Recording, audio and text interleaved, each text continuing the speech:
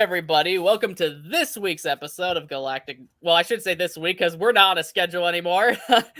But welcome to this episode of Galactic Nerd Outpost. I am your host, Joey McGee, aka Gojin the Makai Phantom, and joining me is Cody Bratch. What's up, people? And none other than Zimzilla, as I've been on his stream, he's been on mine, and so on. Hello, all my gaggins. And what we are doing here is we are going to be looking at some very otaku-ish stuff, whether it be Godzilla versus Kong, the new empire, or how Obi-Wan said it, your new empire. And I bought peace, freedom, justice, and security to my new empire. You actually nailed Hayden Christensen's voice there. You know that, right? I guess maybe once my career takes off, I can go into voice acting then for Anakin. Yeah, you could replace that. You could replace that. You could be the new Anakin actor. And also we'll be looking at Ultraman Blazer and the new Armor Core game. But how is everybody? Before we start, I would like to ask, since we are a podcast, this relies on our dynamic as friends, how has everybody been?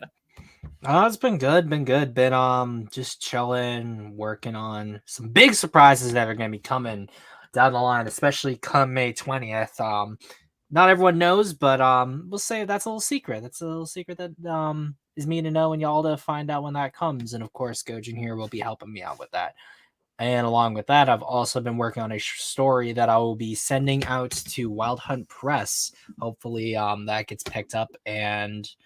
I'm super pumped for everything that's coming down the pipeline. Oh, most definitely. Me, I've got some projects in the work too. I'm currently working on a review for Planet of Dinosaur. Zim actually helped me out with that a bit by giving me the not the thumbnail, but he helped me out with what's the word I'm looking for? The summary. The plot summary, a really good one because I fucking suck at plot summaries. I'll completely admit that. And I got other stuff into work too, like kind of excited to building my channel. It's going to be slow though, because some content performs better than others.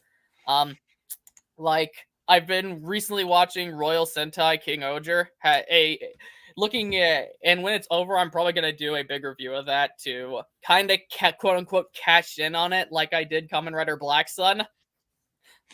Yeah. I mean, I haven't been able to there isn't really any shows I've been following to that degree. So review-wise, hasn't been my thing. But I will be reviewing some content from another person's channel coming down the line. So I'll be excited about that. Oh, a commentary stream or commentary video? It will be a review of someone's content, actually.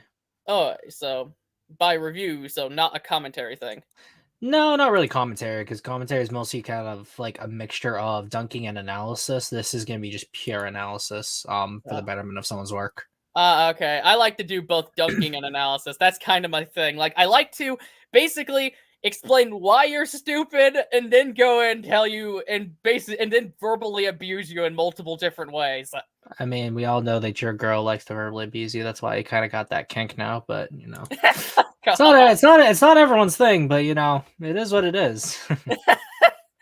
But anyway, since Cody is taking he'll be back. Not sure what he's doing. Probably beating his little 2-incher to midget porn. That's 2 more inches than you have. Ooh! Oh, he heard me. We already know that Joey's more on the receiving than giving end, so it's to be said. But that said, Cody, how have you been? I mean, you're out of breath, so that says something. Yeah, it's true. Oh, shut up. Life's been kicking my ass lately, and I don't need to hear about it from you. You know what? I'll have to take this abuse sitting down, so I'm going to stand up. But yeah, Cody, how have you been? Anything you're up to? Mostly just trying to get my apartment clean, doing a lot of spring cleaning, and also trying to write 2 books at the same time. Not my smartest idea, but what can I say? I'm passionate about the craft.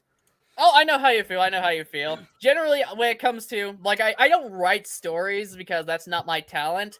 But when it comes to content creation, I like to focus on one thing at a time because that gives... Basically, when I have so much on my mind, I basically mentally explode. That's basically what happens with me. I get overwhelmed very easily. That's something that's always been a thing with me. So I've tried to keep focus on one thing at a time. I do bits of side projects, like if I'm working on a review, sometimes I'll watch something and take notes of it, but that's just gonna be a small focus. But yeah, I hear anyway. you. I was about to say, I hear you. I hear you.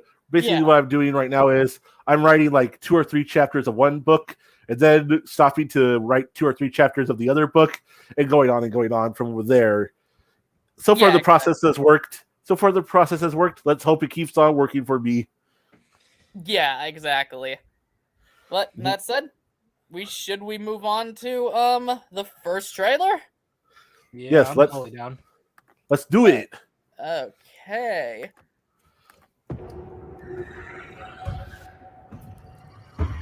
Is that a monkey?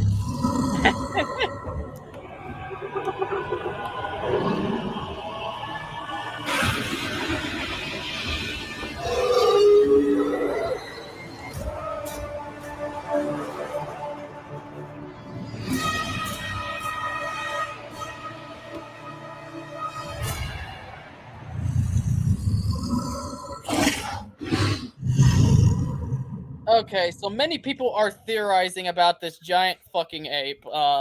That it's probably going to be the main threat of GVK. What do you guys think? Don't you mean GXK? Yeah, it goes without saying. I'd say that it's gonna be the main antagonist. Yeah. Again, a lot of people, like, especially on Twitter, but it's to be expected because it's Twitter. But like, I'm sorry, but like, if this is the monster that's upping the ante between Kong and Godzilla after like Mecha Godzilla and King Ghidorah, I'm a little bit disappointed, honestly.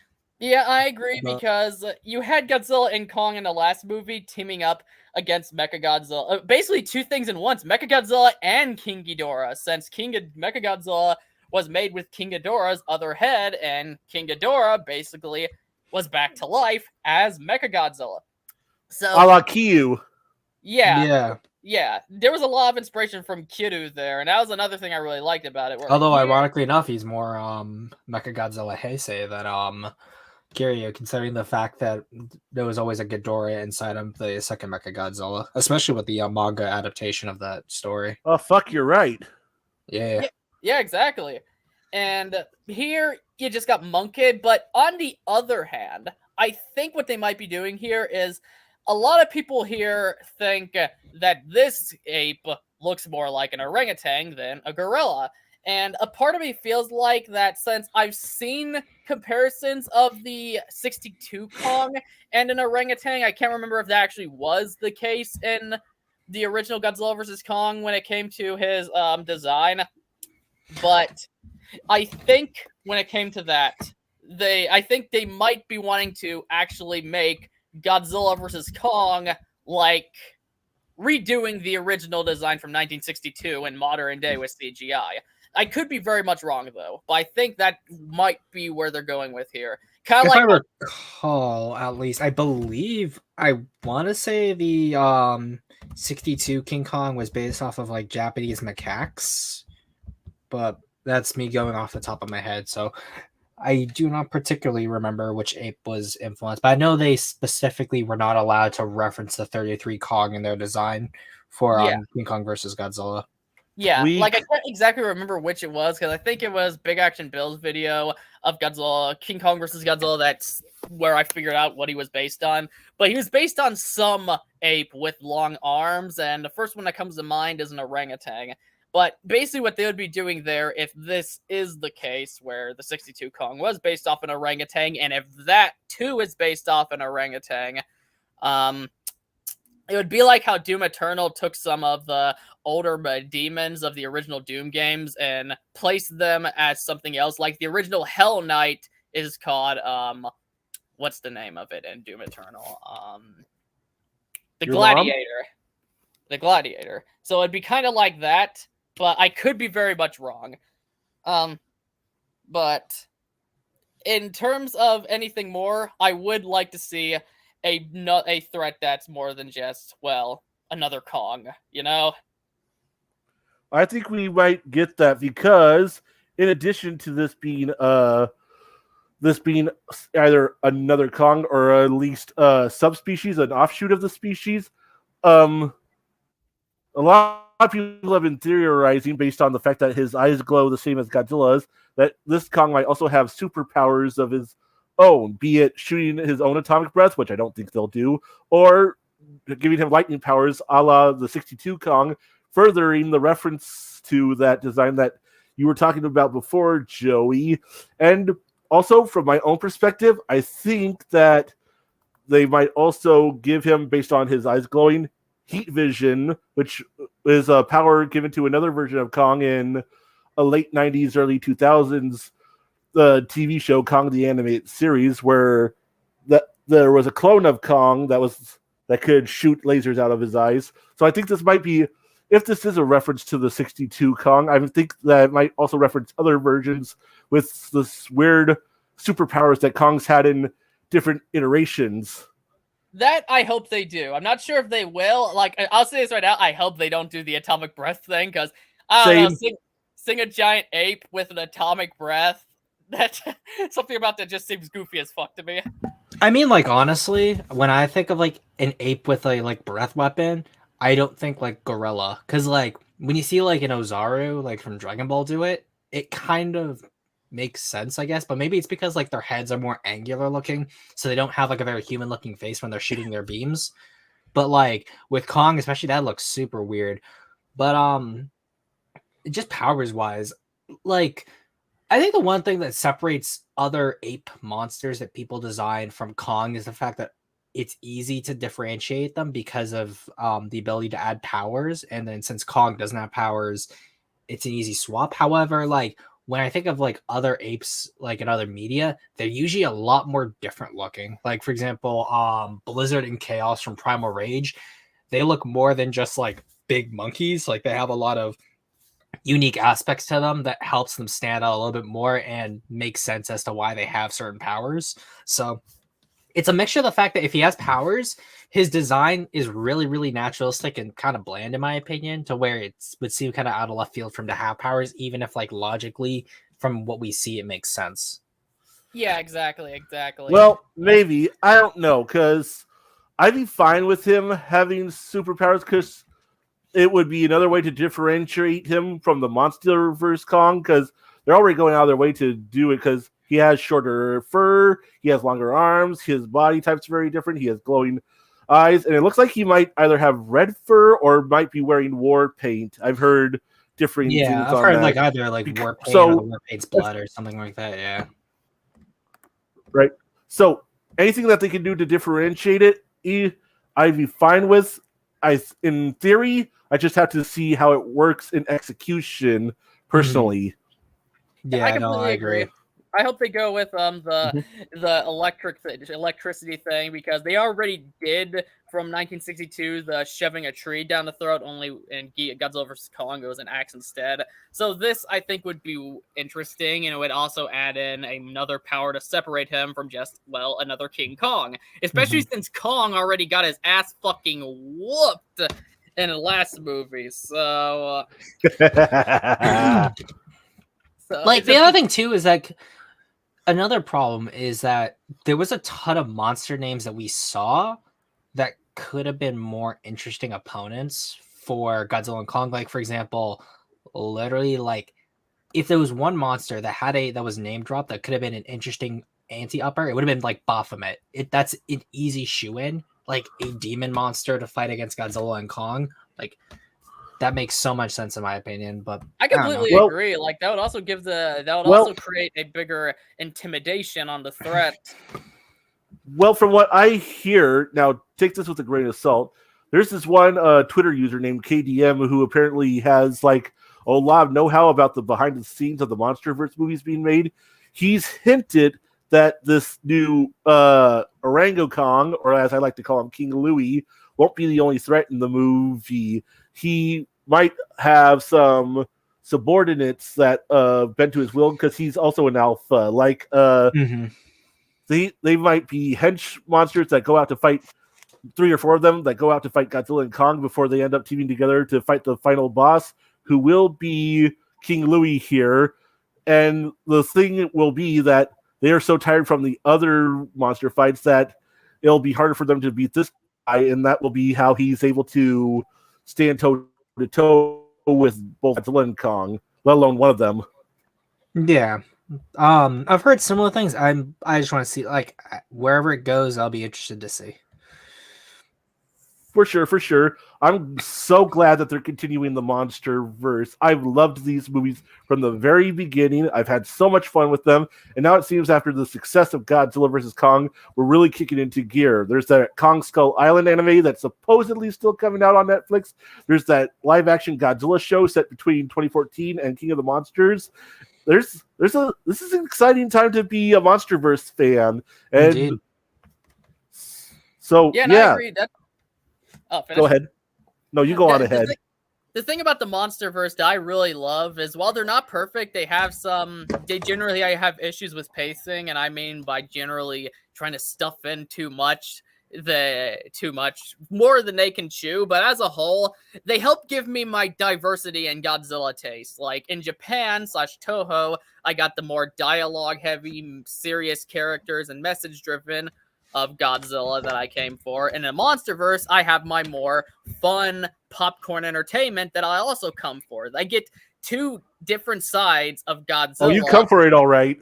But that's something I always do love. But however, I do hope this one film does fix some problems that GVK left. And by that, I mean GVK was way too short for for the story it wanted to tell. Like, don't get me wrong, the story is pretty simple, but they add in a lot of stuff that really goes nowhere, where you don't really get to know too many details. Like, the characters are often kind of underdeveloped, and like, for example, Sarazawa's son. Like, if you didn't know the lore of the MonsterVerse / that name, nobody would know that he was Sarazawa's son. But this one, I hope, is able to fit in just enough of the plot to make everything work in its story. Because one of the things that makes the original King Kong vs. Godzilla work so much is not only is the story simple, but it does everything it needs to in that 1 hour and 40-some minute runtime. Where Godzilla vs. Kong, as much as I love it, it tries to bite off a little more than it can chew. So I hope that this one strikes that better balance of the original King Kong vs. Godzilla by basically adding in enough but not too much where a lot of stuff comes underdeveloped. Joey, to that, I would say, I know that you're not really the biggest reader out there, but I would suggest you read the Godzilla vs. Kong novelization, because it puts back in a lot of what was taken out of the movie itself. So I'd say that's the best way to get your fix for that. I still would like that stuff to actually be in the movie itself, but if you're looking for alternatives that can satisfy your needs more, I say take them where you can get them, you know? Oh yeah, most definitely. I heard about that novel. I actually watched a video going into the lore of it, and yeah, it definitely goes into a lot more, and really makes me wish that would have been in the film. But that is the good thing about novelizations. When too much stuff is cut, they give you more of the lore that you missed out on. But still, I hope that this one doesn't rely on a novelization to get some stuff that should be fleshed out in the movie. Oh, I agree full-heartedly. They shouldn't have done it with the other MonsterVerse movies either, but oh yeah, most definitely. That was the breaks, you know? Oh yeah, most definitely. But that said, I do love these movies. Like, when I was sick, the one thing I wanted to rewatch GVK, like, there was Shin Godzilla right there, and Shin Godzilla is a better movie, and also but the thing is, I wasn't really in the mood to think. I just wanted to relax, so I turned on Godzilla vs. Kong because I just wanted something. Wait, you can think? Oh, shut up! I want to watch something dumb and mindless, but yeah, basically when so your speed, huh? So just about your speed then. But I do love the Got him. but when it comes to what I'm more hyped for, it's probably what's that director's name again? The guy who did Sunset on 3rd Street. Like, he's a massive director in Japan. Why don't you just say the fan name of the movie, Godzilla Zero? Okay, Godzilla Zero. I'm more hyped for that one because the thing about GVK, I already seen Godzilla and Kong duke it out in the newest movie, and I already seen Godzilla and Kong duke it out in modern day, and I know what the MonsterVerse is like. While this sounds like the first remake we're ever getting of the original Godzilla. Everything closest thing we got to remakes originally has been reimaginings like Shin Godzilla to even, and Zim's gonna hate me for this. I swear to God. 98. Trash. Complete trash. Just mercy on your soul. Plus, also the guy who made Sunset and 3rd Street. I can't remember his name because he is a very, very well praised director, but he is a fan, and his work is a lot like Hideki G.N.O, where people very much love his work. So yeah, definitely has a lot going for it. Zim, what do you have to say? Huh? I will say, I'm sorry. You were asking Zim what he was going to say. I was about to ask if Miss, but I accidentally said Zim. Finish, Cody. Oh, I was going to say, in theory, I am more excited for Godzilla Zero because of pretty much everything you said. This is a brand new thing. Okay, kind of brand new. It's a new take on an old idea. Basically, like you said, a remake / expansion of the original movie, and by a director who's never done a Godzilla movie before. So there's a lot of intrigue there. So in theory, I'm more excited for that one too. But in practice, I would say I'm probably more excited for this MonsterVerse movie only because we're going to get it. I think we're going to get that movie before we get Godzilla Zero, at least here in the States. Well, probably. Because isn't Zero coming out fall of this year, or is it coming out next year? It's supposed to come out this year, but it might get pushed back. I don't know. It's said to come out this year. I don't think there would be, like, unless like we get like another COVID scenario, I don't think we're gonna have to worry about it getting pushed back. Yeah, that is true. But I'm hoping that Godzilla Zero kind of serves for the original Godzilla, like Peter Jackson's King Kong does for King Kong, though it's not going to be better than the original Godzilla, because in my opinion, the original Godzilla, alongside some other entries, I think when it comes to how good art can be, there is a line. Like, the original Godzilla hits that line of top art.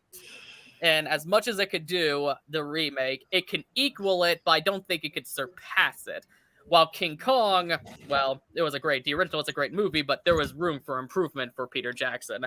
But I am hoping that this kind of serves as the Peter Jackson's King Kong to Godzilla, because what we got prior has all been reimaginings. And don't get me wrong, I love reimagining. Shin Godzilla, masterpiece of a movie. Godzilla 98 is Zim's favorite, so I'm glad it exists for Zim's sake.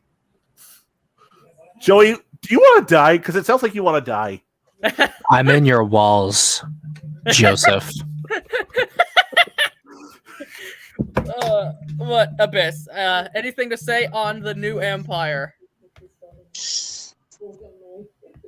Well, it's definitely not Kong, whoever's in the freaking teaser trailer. Definitely from a species. Yeah. And it looks like he's powered by that, whatever that stuff was that charged up the axe that Kong used from Godzilla vs. Kong. Mm-hmm. Yeah. Exactly. Oh, yeah, that's a good point. Apparently, the Hollow Earth has its own sort of radiation, and that's what makes everything grow and situates everything down there, and what probably made all the animals down there become huge-ass titans and kaiju and shit. Yeah, exactly. And that is another thing that this could expand upon, is the fucking Hollow Earth. Now, I will say this, in defense of Godzilla vs. Kong. A lot of people said GVK didn't go into Hollow Earth enough. I actually disagree with that, because when it comes to to the MonsterVerse, each movie is made to kind of show something, but leave room to expand upon it in the sequel. And that's how I felt with the Hollow Earth. Like, it would be a problem if they were explaining the Hollow Earth and all that just kind of felt slammed in our face. But the thing is, they don't explain that much. They leave it mysterious. They establish its existence and leave some mystery for the next movie to go in further. So I think it did its job in that regard. And here we can get more of that.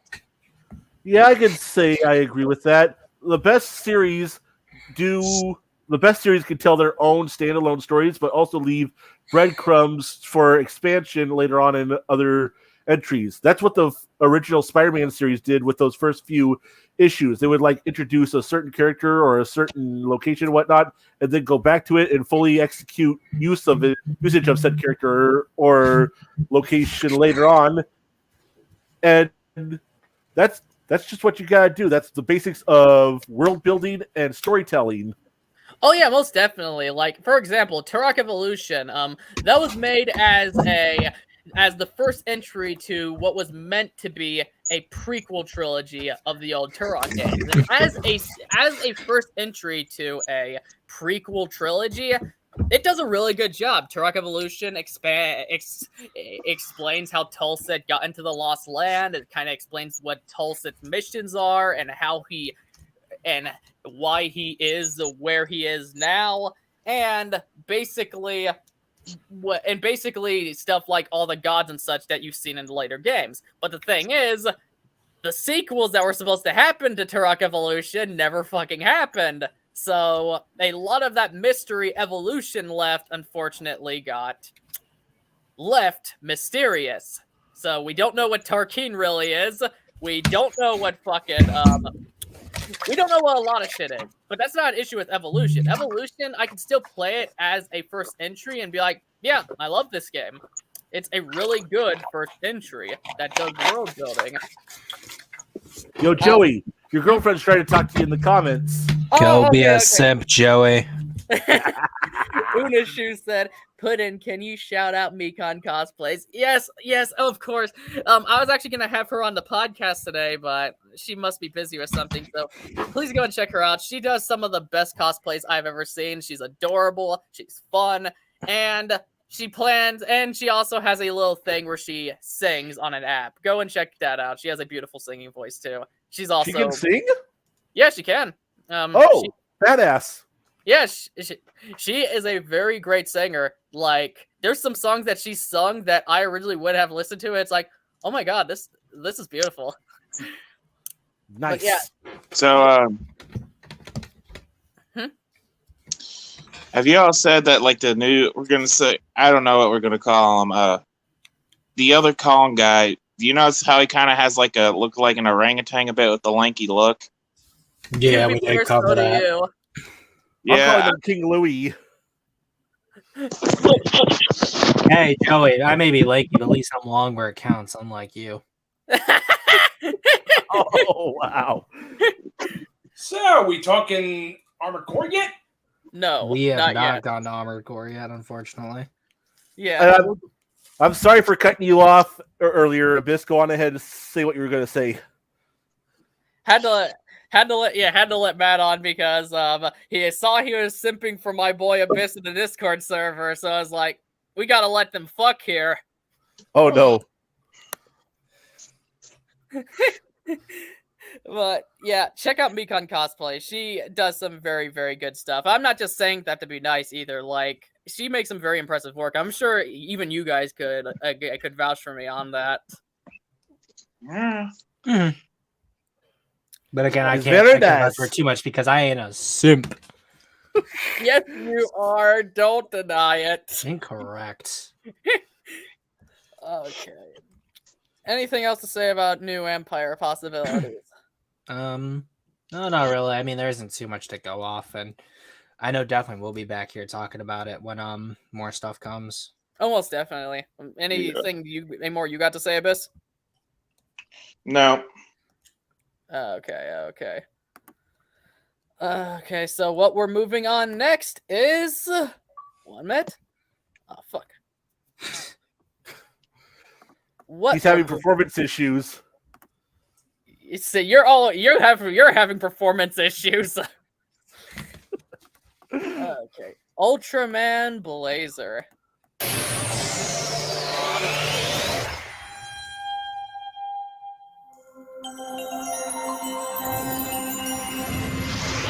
Fuck Okay, that thing right there. I don't know if that's the new symbol for Ultraman there, or if that was new for this series, but I'm really liking it. Something about it just seems very cinematic. I assume I it may agree. be just new for the like since they're gonna start like I think there was like a business release about like new promotions and stuff and trying to get like a broader market. So I wouldn't be surprised if like they're trying to ramp up their value, considering the fact that like Z had a dub now. So probably do a lot of tuning. That is true. That is true.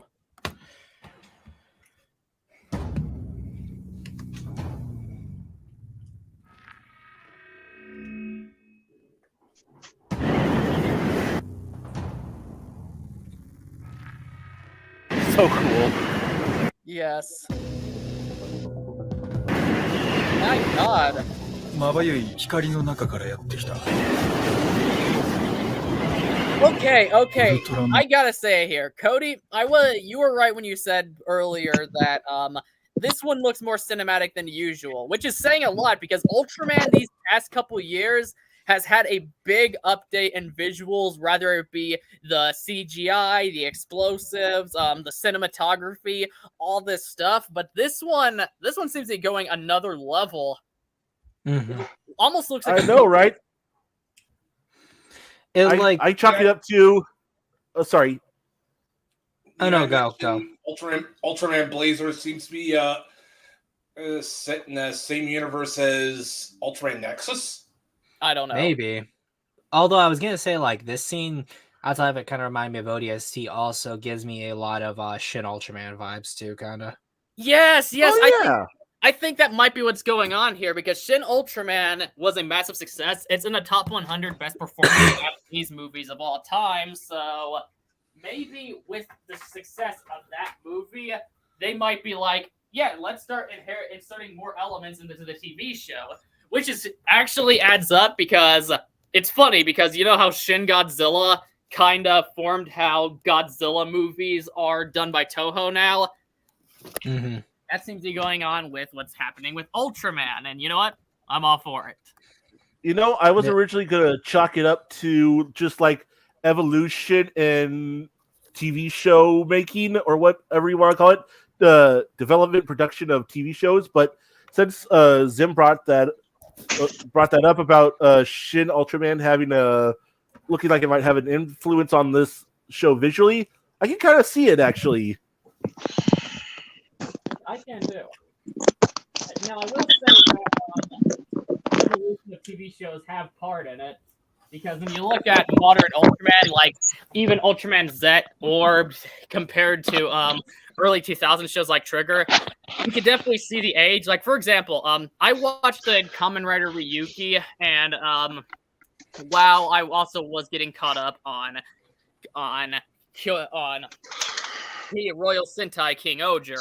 And you could now no issue with Ryuki's combat. Ryuki's combat is fucking awesome, but when you look at how King Oger's combat is choreographed with also the visuals and the 2002 combat and choreography of Ryuki, you could definitely see how TV shows have changed over time. Right on. Blazer.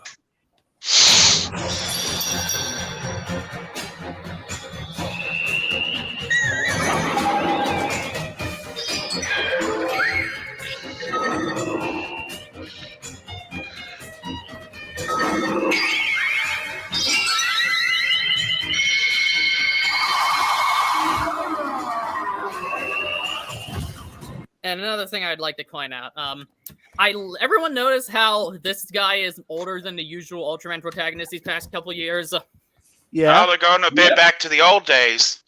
Yeah, and that's nice. Like I'm all for the younger protag, like Ultraman, Super Sentai, and Kamen Rider. For the vast majority of the shows are targeting the same demographic as shonen anime. That's why a lot of tropes you see in shonen anime you will also see in stuff like Ultraman and Kamen Rider and stuff like that. But it's nice that we're finally getting an older protag again. And he seems to be more serious than the usual because I haven't got that in a while besides Ultraman Orb. Like after Ultraman Orb and Shin Ultraman, but Shin Ultraman's targeting adults, so that's kind of expected. it's been a while, and he doesn't seem to be this very nice and kind guy like a lot of the other ones, like Trigger, Decker, and even what's his name, the guy from Zet. Like, Yeah. we Yeah, don't see and I like Ultraman Z too. Yeah, I do too, but it's nice that we're getting something different here. Of course, that's not a bash against using a character trait. Like, when you make as much shows as Ultraman, you're gonna get similar leads every now and then. Like, for example, if you read Marvel Comics, there's so much of them, you're gonna see leads with a similar personality to someone like Peter Parker. Right. I'm Yeah, glad we're getting a variety of lead actors too, because I get why they leaned on the younger, nice guy for the last few years when it comes to Ultra series, because they want someone younger closer to age to their target demographic, someone that the kids can possibly relate to and maybe even project themselves into for the show. And they also do the nice guy because, well, they want to teach the kids watching, be a good little boy like this person, and maybe even you can become an Ultra. That's pure bullshit, but they're teaching that lesson to them. But yeah, I know that feeling. it's a Also, similar the- personality also- that Peter Parker has as Spider-Man. So that goes to show that it's not a bad thing, but it is nice to get more variety. Yeah. that's what I was I'm going gonna to put say. dirt I in love your eye. variety too. Also, I need to mention. What, Also, I Aaron? need to. Let's let Aaron talk. I'm gonna put some dirt in your eye. Look at little Goblin Jr. Gonna cry. Can I please? Now dig speak? on this. Well, okay, now Matt. Yeah, I just want to say fuck Marvel for how they keep treating Peter Parker. But to be fair, in the MCU, like, I like giving the MCU shit too, but Peter Parker's personality is quite accurate to the usual nice young shonen protag. Yeah, at least I wish they actually let him do that. And Yeah, maybe, but they also- actually let him stay with Mary Jane and not keep on rebooting that or rebooting him. Yeah, but that is I something would've that you can't prefer- criticize. I actually would have preferred if Peter Parker stayed with Mary Jane, but hey. But that is something that you can't criticize MCU's Spidey for, is not being accurate to Peter's personality, because I like giving the MCU shit as much as the next guy. In fact, I probably give the MCU shit more than anybody here besides Zimzilla99. I would say probably. The one thing I would say, if we're gonna do a small bit of MCU tangent, is that Andrew Garfield's Spider-Man probably pulls off the whole persona of Spider-Man a little bit better, while Agreed. Tobey had a better Peter Parker. Oh, most definitely, Agreed. most definitely. My favorite is still Tobey Maguire, because I think his films were the best, and also I have nostalgia for his Spider-Man since. Oh, those were easily, my yeah. childhood. Huh? Oh yeah, Right. Needs a time. Yep. Also, I gotta say this. When I saw this Ultraman, he kind of reminds me of Ultraman Belial Atrocitus form. Yeah, I can see it. I can see the it. armor I'm- does, yeah. But that's like I'm not a huge fan of like I think I talked about this on my stream yesterday. Like that little blue bit on his head, I'm not a fan of, and the random bits of red and blue along the armor just don't vibe for me. Like if he was just pure silver and maybe he had like other forms that gave him other colors, that would have been so much better than this, because from what we know, there's gonna be no gimmicks this season, and both the transformation device and his design just scream like they were prepped for gimmicks. But then when the director was given full control, he was like, nah. And then we got this design. But I'll be interested to see where at least the show goes. He also kind of reminds me of that one Ultraman that was in Ginga, at least Ginga S. It's been years since I've watched it, but what was he called again? I'm sure Zim knows. No. I haven't watched Ginga in a while either. But he was the secondary Ultraman. Hold on, I could pull it up. Okay, pull it. Yeah, go for While it. he's doing that, if I may, I want to point something else. I'm fine with the design of the Ultra overall. It doesn't bother me a whole lot, but Zim makes a good argument as to why it doesn't necessarily vibe with him. But I want to say about that thing on the guy's wrist that they got a close up of with the Transformer thing.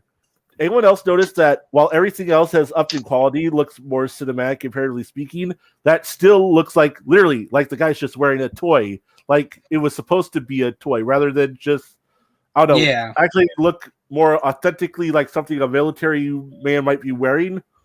Well, what's it called? That's the one thing is like past like early like the 2000s Heisei stuff.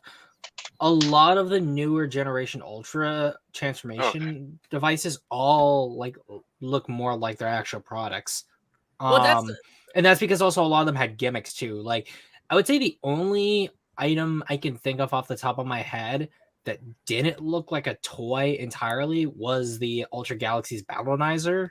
Like that didn't necessarily scream toy to me, even though like sometimes when you saw it from certain angles, it didn't necessarily look like an alien device. It always looked more like a prop because you could see like where the screws and stuff were on it. But like in most cases, the Battlenizer looked more like a real piece of tech. While a lot of the Ultra devices, they're super over designed, and you can tell like certain motions are done because they're designed to be sold as toys. Right. I guess the reason I brought it up is because, well, I gotta say I'm a little bit disappointed because it's everything else. You can tell the quality has been kicked up a notch, but yet you still have the transformation device looking like it was meant to be a toy. I'll be completely honest. Like, I actually don't mind the toy gimmicks and stuff like this because I understand that these stuff are on a budget, and often to make this stuff look as good as they do, corners have to be cut somewhere, especially since they do want to sell. Like, basically, a lot like Marvel, like the MCU, those movies also are out to sell toys because that helps the profit. Like, the reason why Iron Man was the first Avenger is because they asked a group of kids which one they would buy as a toy. But and a very similar thing is here, but that the reason why you don't get stuff like toy gadgets and stuff like those movies, because those are big budget, massive budget movies here in the United States. This is a TV show it actually would be cool if a kid got his own Hulkbuster armor. Yeah, but here, here basically is trying to show off the toys because basically it works since there's a lot of gadgets in shows like these, and it's kind of there to basically help sell the property that will also help profit it. If I may, Joey, I just gotta ask you because I wanted to know your opinion on this specifically. If you were to, since you brought up the Iron Man thing, look at Iron Man's armor and then look at that thing on the guy's wrist. And you tell me which one looks comparatively like it's more authentic, like it's something that could actually be used and actually be practically used for what they say it's supposed to be used for. Well, basically, what I was saying here is both are made for the same purposes, but reason why Ultraman, Kamen Rider, and all that have to kind of show off the toys and such is because they're more on a budget, and they have to put that smaller budget into 20 to, in stuff like Kamen Rider's case, 50 episodes. So smaller budget and more to make. Okay. Ultraman. Oh yeah, the Ultraman was Victory, by the way. Yes, Ultraman Victory. Okay. Like, let me look up Victory and show you guys what we mean on that. I completely forgot the Victory was a secondary Ultra of Ginga because I remember him from just his own series. Once again, I'm still waiting on my Ultraman flamethrower, dude. No, 1 minute. Ultraman the flamethrower. The kids love this. Oh yeah. Let me get there. Obligatory Spaceballs reference. Oh yeah. Okay. 1 minute. Let me kind of create another screen to show what I mean here. 1 minute. Because I want to show off the audience who does not know who Victory is. Y'all see the similarities here? I can't see squat. That's the reason I was looking Ultra. Yeah, that was why I was always never really a big fan of Victories, because the dude's literally just got a giant V on his face.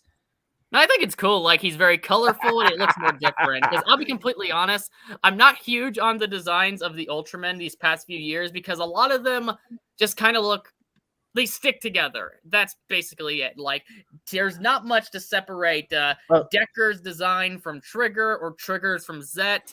They all been very similar looking. Well, I'll say this: the design I like the most out of all the recent Ultras was Trigger's, because like it wasn't super over designed, and same for some of Z's or Zet's designs, because Zet didn't have a super over the top design, at least for most of his stuff. That's fine. That's I understandable. gotta say something. Hmm? Zim, you said earlier you don't like the fact that Victory has a giant V on his face. Isn't he living our dream then? Is he also heavily inspired by Gundam? Yeah, but at least with the V fin on the Gundam, it's like not a super giant blocky V. It's just like two little fins from at least a spot there where at least it makes sense that they're antenna there. But with that, it's like, dude, literally just got a V on his face.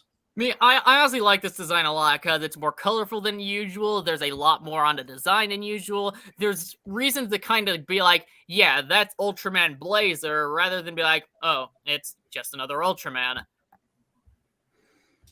Okay, let's go back. Okay,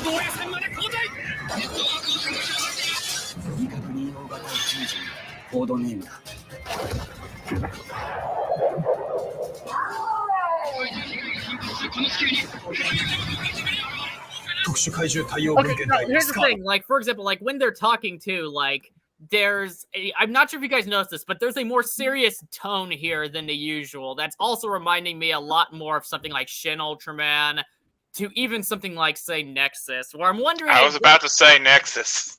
I'm wondering if this I'm one's definitely seeing a lot of Nexus vibes from this one. Like, I'm wondering if this one's even aimed towards a younger demographic the others has been. I'm wondering if this is another mature, targeted Ultra series like Nexus, Shin, and all of that. Because every vibe that I'm getting here, it seems to be very serious, and the cinematic feel also helps it feel more so.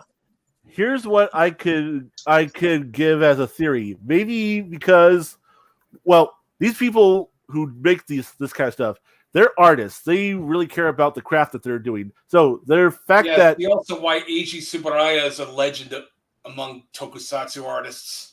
For sure. Anyways, I think that with Shin Ultraman doing as well as it did, and seeing that people are interested in a more mature take on the Ultra series, with this show, they're probably like, you know what? Let's make the Ultra show we always wanted to make, and that's what they're doing here with minimal studio interference. I say minimal because, well, we still got the transformation thing that still looks like a toy. So, yeah. But that's basically what I'm grasping. Like, I'm not even sure if this one's still targeting the younger demographic of the usual Ultraman, but granted, any good show or movie that's primarily aimed towards a younger crowd isn't just for a younger crowd. Like, most Kamen Rider stuff is aimed primarily at a younger crowd, but there's a lot in there, like the world building, that was added solely for the adult viewers. So, basically, it could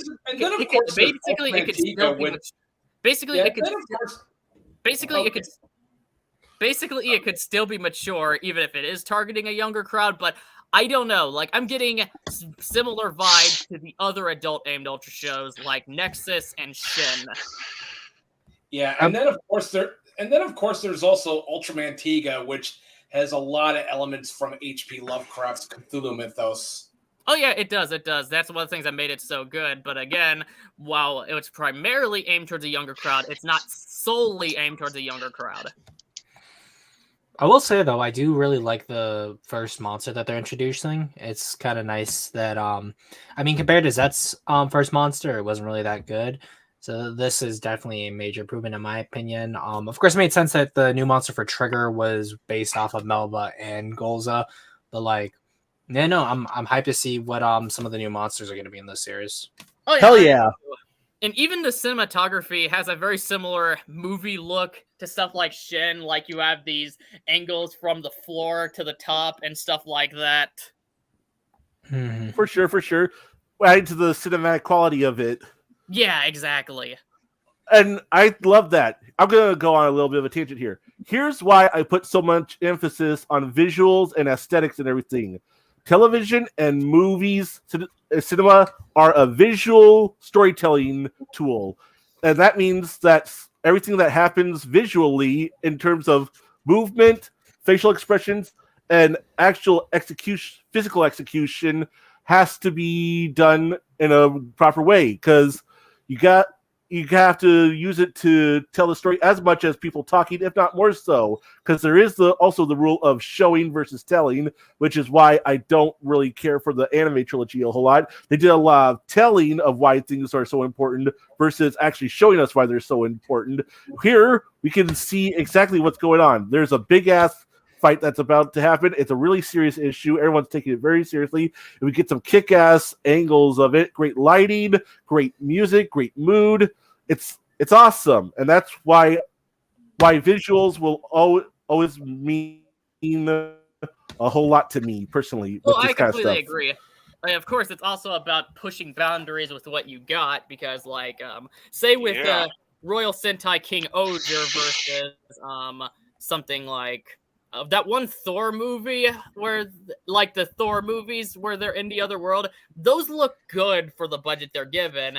But when you look at what King Oger was able to accomplish with its limited budget in 50 episodes, while you could tell the Thor movie is bigger budget than that and had less to spend its resources on, I am more impressed with King Oger's result, because when you look at what they accomplished with that money and are doing it consistently for 50 episodes, you're like, wow, they actually did that. They pushed boundaries for what they've had. It's right almost on. as if overproduction is kind of a bad thing in cinema. Give or take. Yeah, I think if you can find the right people to work with the budget, you can actually get a really great product out of it. Because from what I understand, John Carpenter's The Thing was also a very low budget movie compared to other sci-fi movies of the time, and it looks absolutely phenomenal, effects included. Oh yeah, it most definitely does. The goat! The goat! 近接戦闘 C 級新モード交戦開始こちらスカード CP23 式特殊戦術機構銃アースガロ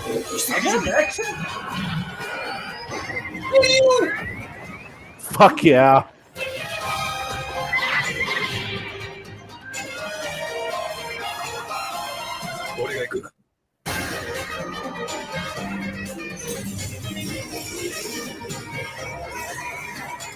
Ooh, you got like a red blue lightning spear sword thing. Yeah, that was awesome. Yeah, I would say I prefer that to, like, also when Ultras actually carry around weapons, because it's more like based out of their own specimen powers rather than for some reason just having really large real life weapons. Yeah, I agree. Like, it shows how Ultraman have superpowers, and I'm really liking what they're going with here, because the details on that specium power, it's impressive. Like, they are doing that on a lower budget too, so yeah, it actually looks like it's in his hand. Like, I gotta go on record to say these special effects in the new Ultraman look way better than the latest crop of MCU dog shit. Yeah, most definitely. She-Hulk sucks.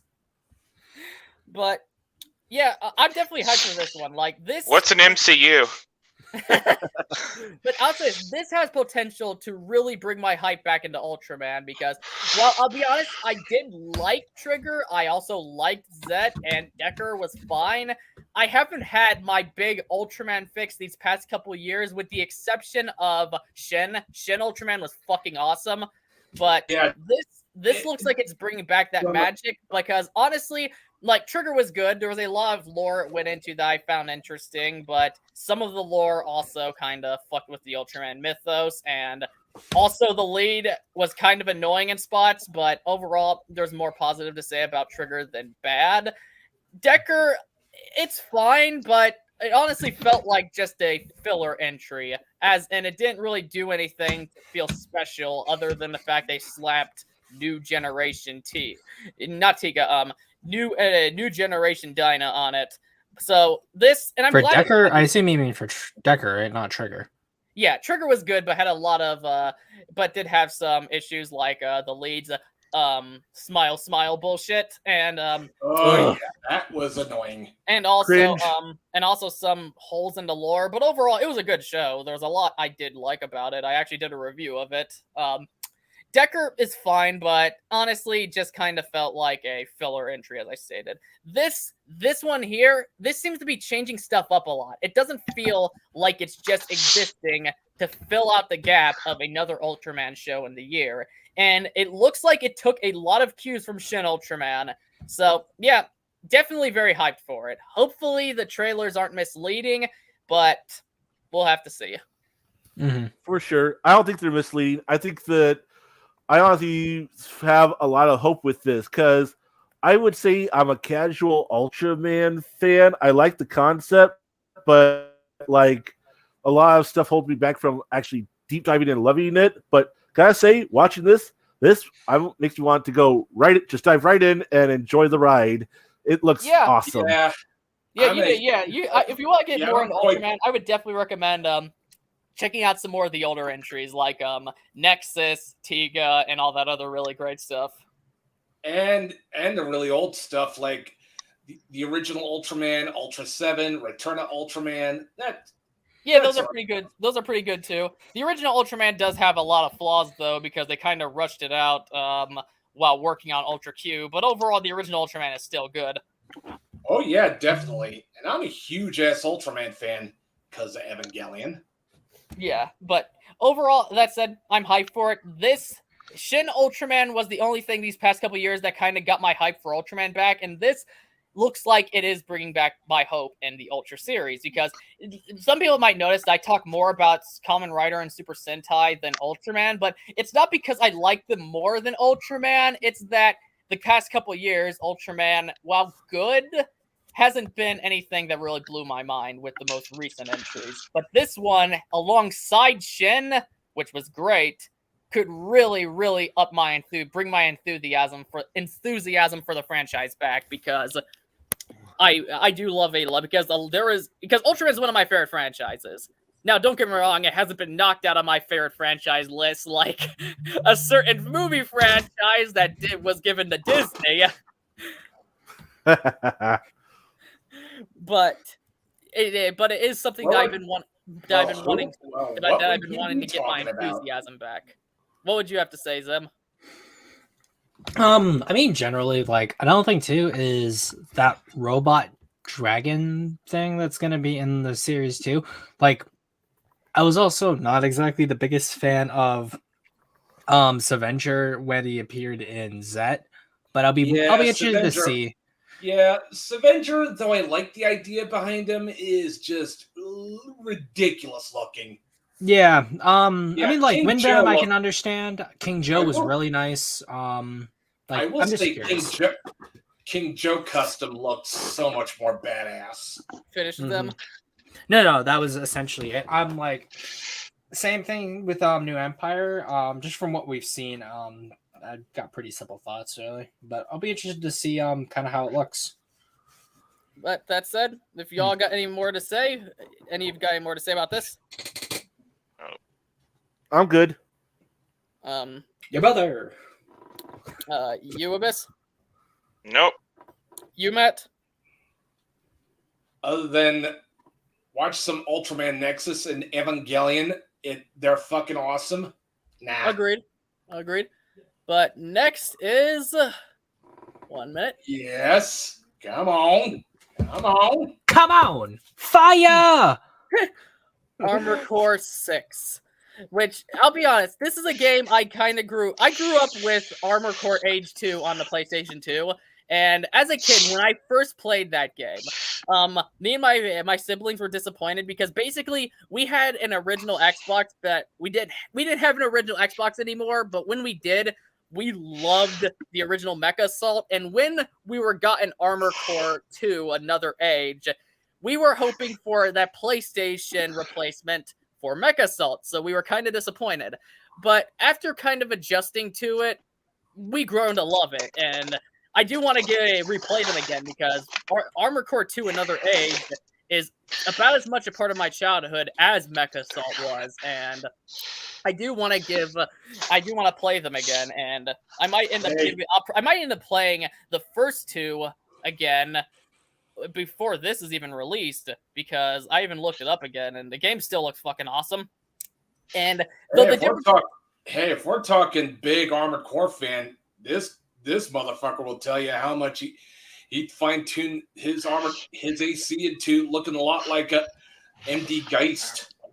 Yeah, and in terms of the differences between Armor Core and Mech Assault, that mainly goes down to the fact that America and Japan has their own way of doing mechs. Like, this is more like, the mechs here are more like something like Gundam to even say, like, Mecha Godzilla, while Mech Assault, they're more like tanks. So, I mean, yeah. I would say the Japan- mechs in BattleTech are prefers more the- like tanks. However, I would say that generally, like even then, most of the BattleTech robots also came from like Macross and stuff. So it's less Not like just Macross. tank versus jet and more like essentially a more real robot rather than super robot, because a lot of it's going to be managing your engine, targeting systems, your weapons and stuff, which is pretty similar to like something like MechWarrior Online. The only difference is going to be it's more third person action that's like let's call it first person shooter kind of, or third person. yeah. Yeah, not to mention, not only is the mecha from BattleTech and taken from Macross, they were taken from a little-known Ryosuke Takahashi mecha show called Fang of the Sun Dogram. Well, it was what's it called? The Griffin was the only one that was taken from Dogram. Or was it no? There wasn't. Dogram itself. I mean, The Dogram is the Dogram. The Shadowhawk here, dude. No, the Shadowhawk's a different mech. It's the Griffin that's based on the Dogram. Because the Shadowhawk has a Goshawk on it. The Shadowhawk is based on the Dogram. The Griffin is more based on the Round Facer, the rival mecha. One sec, let me bring these up. Because no, isn't Dogram also a Round Facer too? Dogram. No, that is a different mecha entirely. Well, let's then bring up the screen and we can check it out. Yeah, because that's not what's it called. Yeah, no, that's definitely not based on. That's not what the Shadowhawk looks like. Because the Shadowhawk looks really different. Let me bring that up. Actually, what we'll do is that go through the trailer, talk about it. I'll bring up the comparison later. Oh, okay.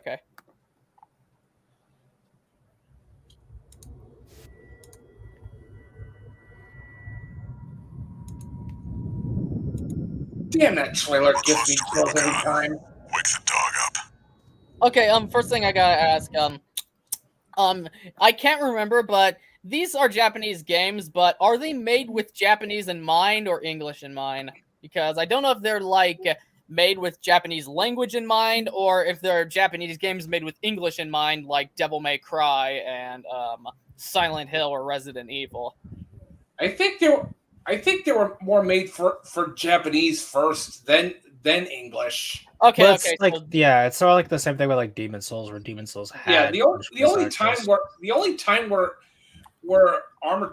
FromSoft appealed to Western audiences was in Armored Core 5 and Verdict Day with the really blocky looking mecha. Okay, so what we're hearing here is a filthy dub, right? Yep. I guess. Okay, one minute. Let me get the Japanese trailer. See if I could get a Japanese trailer then. Like,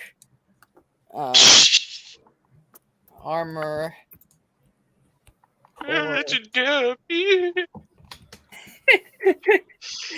Dubs are superior. Subs are inferior.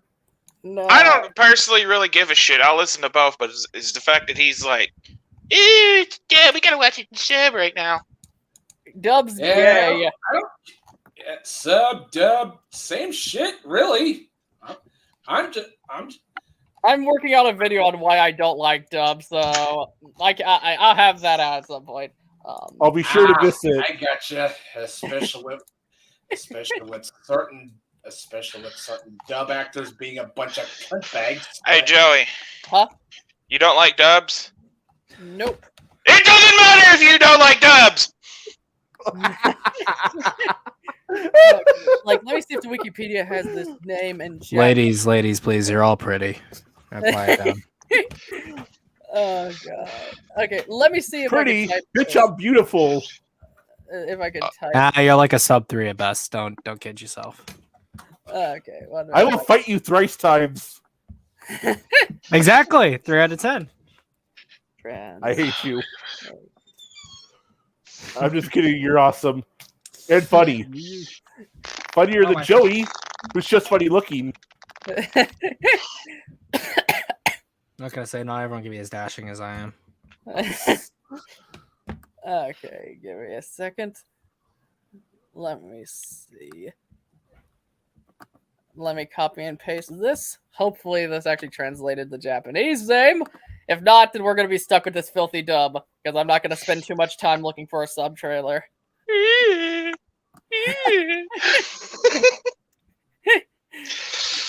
Okay. Yeah, here we go. Y'all see it? Yeah. And just play the fucking video already. I see that you suck.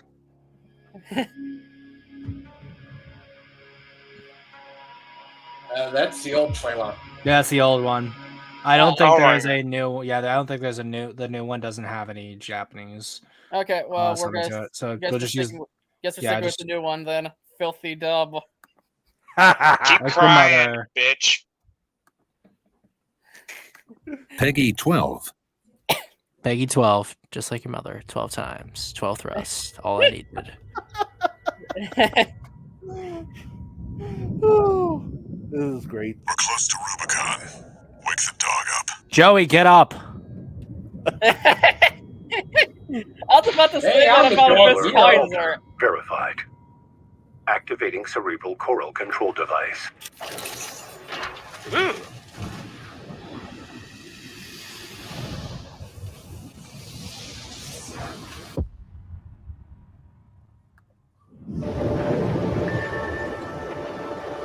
Level divine.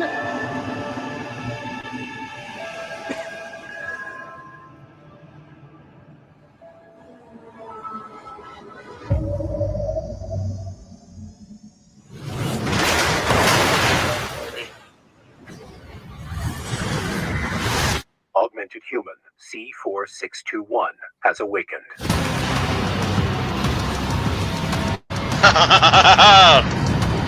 Yeah, this is You're definitely taking even me. fighting in arms for.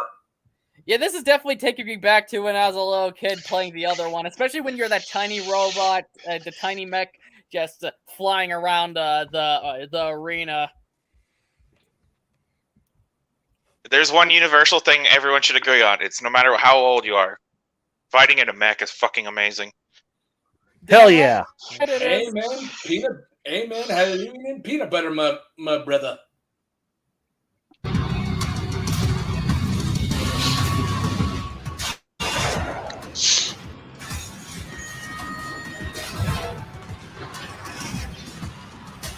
Oh my god.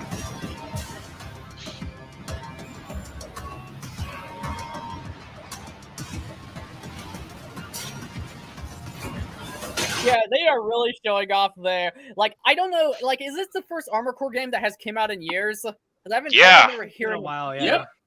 It was like been at least a decade since the last one came out, from what I remember. Yeah. Holy 10 shit. fucking years from Soft. 10 fucking years. Now, Zim, what were you about to say? I was gonna say, if there's one thing that, like, obviously, since we know what FromSoft's been doing for the last couple of years now, if there's one thing that this trailer really takes a lot of inspiration from, it definitely has huge Souls influence in terms of its choreography as well as how they're showing off abilities. Because I think it's actually play this scene right here. I think, like, keep going just a little bit. I'll tell you when to stop. Yeah, but it's going on. Yeah, right there. Pause it. Pause it. Yeah, because specifically how you see that camera track in some of the original Armored Cores, the lock-on wasn't as like how it is in the Souls game. But how you see that camera track onto that enemy makes me feel like when you're using your dashes, you're gonna have a lot of abilities to move in and out, but also stay on track of targets so that you can pull off moves like this right here. So I'll be interested to see like what they're taking from Souls and what they're putting into Armored Core, since they did say they're gonna be pulling from like the last couple of years they've been making games, and I mean overall I think that may add to a little bit of the accessibility since everyone knows Souls. They also said this isn't a Soulsborne with mechs. They never said. I'm not saying it's a Soulsborne with mech. I'm saying it's more things from Soulsborne. And that's basically what's it called? Yeah, like I'm also expecting it to be very, very hard considering the reputation Souls has. Probably gonna have a hard. Yeah, even before Souls, Armored Core 1 was hard. The annoying game journalists. Yeah, because like it's the Dark Souls and a Dark Souls and a Dark Souls and a Dark Souls and a mech genre. It's the Dark Souls and a mech genre. Armored Core 2 Another Age, I remember being pretty hard when I was a kid as well. Like, there was this one level me and my brothers got stuck on for a while. We eventually beat it, but it was this one big mech with a sword. You're in this basement-like place, and I'm speaking from memory here, and basically, he would slice the living fuck out of you. He was a pain in the ass. You're not talking about Nine Ball Seraph, right? I don't know. I just know that it was in this very dark place. He was this big mech, and he had a sword thing. But I'm thinking either Nine Ball Seraph or Phantasma. Probably between those two. But yes, and another thing I feel like they're really doing here is they know it's been years, so they're really wanting to show off how Armored Core looks and modern visuals. Mm-hmm. Oh my god.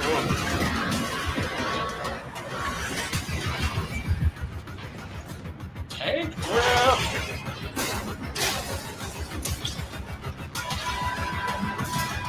Kaboom! Ooh, Echavania.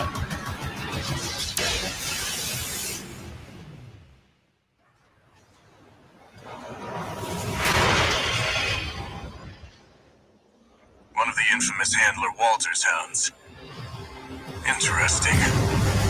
Yeah, I can definitely tell this is a dub because when you listen to the voice of that guy right there, it sounds like there's a lack of emotion in his voice. Like, you can tell what he's trying to sound like a commander, but still, you can tell he's reading from a script. And that's an issue I have with dubs in general. It sounds fine, honestly. Like, I think that considering what Armored Core is, it's not like over the top like some other robot like mecha series that are subs.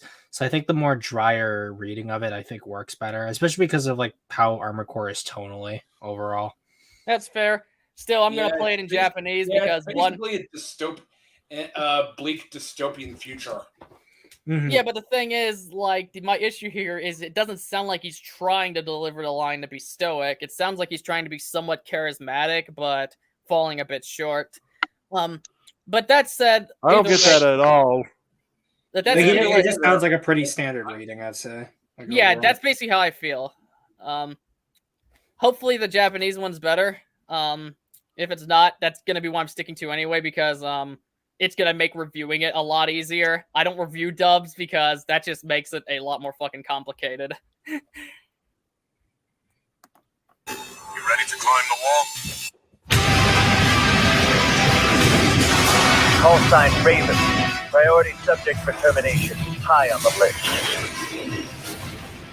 A coral response from the generator. Watch out. Man, this game's gonna be so fucking intense. Oh, pause right there. I was gonna say the fact that they mentioned this too is the fact that Raven was the call sign. I believe it was in Armored Core 1, wasn't it? Probably. I know it wasn't like. It's basically the call sign of the of all the main characters in all the Armored Core games. Yeah, but also because of the fact that one, it's been in all the games, but also due to the fact that they're asking him why he's hiding behind this specific call sign, makes you wonder why specifically. It's weird that this guy is selected out, even though if everyone's got that call sign. Exactly. Because like the whole enhanced human program starts in 1, so most likely a lot of the lore from that is going to be transferred over to here, most likely. So Yeah, the good thing maybe is that we'll be getting a lot of refreshers on the Armored Core stuff that hasn't been talked about in a while, and kind of maybe serving as essentially a series refresh, which hopefully means that if people really like this Armored Core, we may see more Armored Core games in general, but also maybe a renaissance in mech games too. Yeah, I also You're hope for some right. online multiplayer. Well, yeah, I know some of the Armored Cores yeah, have the multiplayer, but I'll be interested to see if this one does, or if it takes Yeah, the PvP from some. multiplayer in Armored Core 4 answer is just mwah, chef's kiss, man. Chef's kiss. Okay.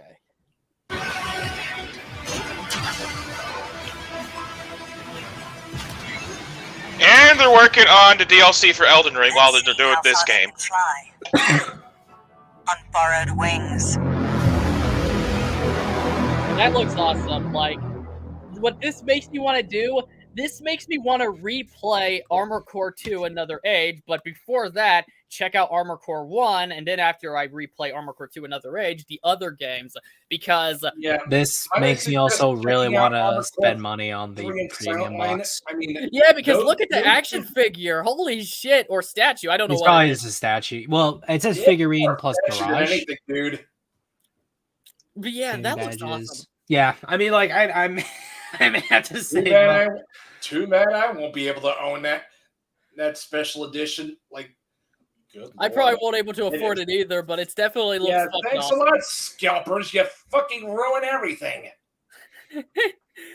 But yeah, I'm definitely interested in it.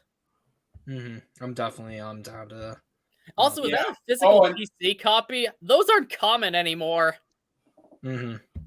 Yeah, I wish we still had physical PC copies. Like, They're there, but they're just super rare, and like not everyone does them, unfortunately, which sucks. And that's one of the reasons I'm a console guy, is because while performance is nice, being able to have something in my hand, I find to be better. It's like Stan Lee said when it came to reading comics online. He said, I know. Comics are like boobs. I just generally prefer.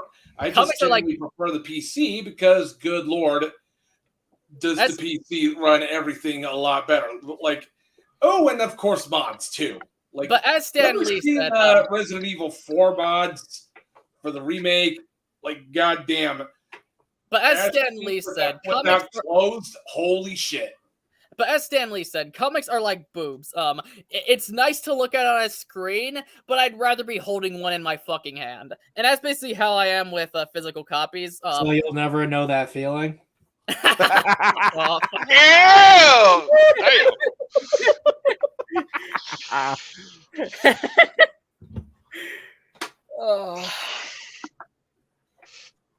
But yeah, it definitely shows me that I need to check out the Armored Core series more, because the only one I played was Another Age as a kid, and I loved that one a lot. And I want to check out the others more. Might I suggest, after you're done checking out first gen and second gen, check out Armored Core 3, Silent Line, skip Nexus, and then go on to Last Raven. I assure you, third gen Armored Core is the best Armored Core has ever been and ever will be, at least. I'll probably check it out in order. That's generally what I am, because I try to be a completionist. Though I don't check out everything in order, because the first Nier/Drakengard game I got my hands on was Automata. But you know what? I can't complain, because that's now one of my favorite games of all time. So, and that got me wanting to play the other Drakengard/Nier games. Yeah. But anything else you guys have to say about this? No, not in particular. No. You, Cody? I'm just here so I won't get fined. Use them? No, not really. I'm just excited. I just can't wait for the game to come out. Okay. Wait, I'm fucking retarded, because you already said you didn't have anything left to say. I mean, we already established this, but it's okay. Yeah. My mind was fucking with me there. You, Matt? So what else is new? Who other than buy the PC version, then get yourself a PS5, and just hold a physical copy. I'll be getting it either on PlayStation 5 or Xbox Series X. I have no reason to get the PC version right now because my PC isn't that powerful. Maybe if I see some cool mods, I might get it. I might get the PC version as well. Might suggest upgrading to a very beefy PC with a RTX GeForce RTX 370 or something. I might at some point, but the thing is, I can't really afford to right at this moment because a great PC is a bit pricey, and the PC I got, it's about as powerful as I've been told as a basic Xbox One. Ah, okay. But yeah, I do want to upgrade it at some point. Not sure if I want to get anything too powerful though, because I'm mostly playing the PC for exclusives and mods. That's basically the case. And also ROMs and also emulators, of course. Oh yeah, emulators are great on the PC, man. Yeah, they are. Like I use emulators a lot like how I use pirate sites for movies and TV shows. Like I watch it, see if I wanna actually support it, and then bam. I still need to get a new PlayStation 2 and Xbox 360 and even a PlayStation 3. I never had one. You Abyss Kaiser, anything to say? Well, I mean, between this and the Shadows of Urti DLC, FromSoft pulling it hard this last year. Yeah. Like I'm definitely interested in checking all this stuff out. I hope that it's critically acclaimed too. Like with FromSoft, it probably will be because it's fucking FromSoft and Miyazaki's god. Yeah, exactly. Right. Like I'm expecting this to kind of bring Armored Core back into the mainstream, but we'll see. Anyway, yeah, if AC6 does great, then we're going to be seeing not only a new renaissance of mech games, we might even see a stateside release of the original Another Century's Episode trilogy on the PS2. Yeah.